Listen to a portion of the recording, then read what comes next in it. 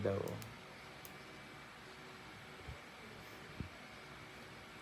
Kung ako ang paasa,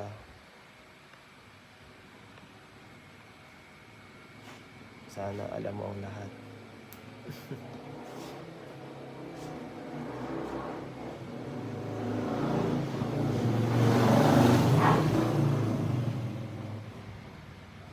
Yan po guys, para malinaw na, para susunod wala na tayong ganyang usapan, para at least na, kasi nakakailang minsan mag-live pag puro gano'n ng usapan, tapos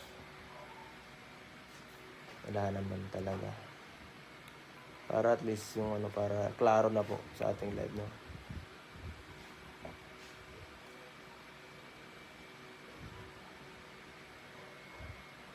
God bless.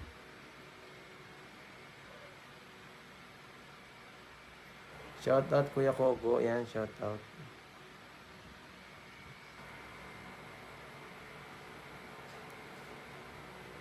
Paasa daw. The Explorer Shepherd, paasa ako. Kung alam nyo lang po, kung alam nyo lang. Full effort ako guys.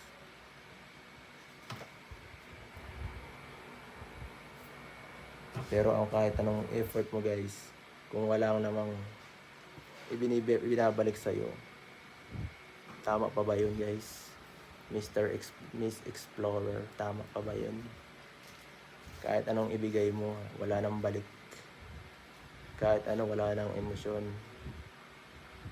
tama pa ba yun? Kung paasa ako, tama pa ba yun?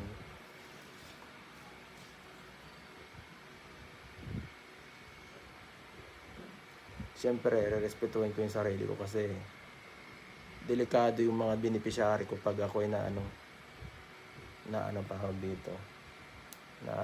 naapektuhan. Pag naapektuhan ako guys, kawawa yung mga beneficiary ko, pwede ako mag-stop eh.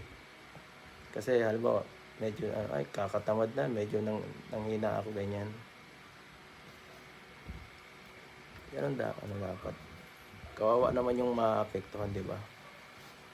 Isipin natin yung mga nasa yung mas walang yung kawawa naman. I-focus natin yung attention natin sa kaya nating matulungan, kaya nating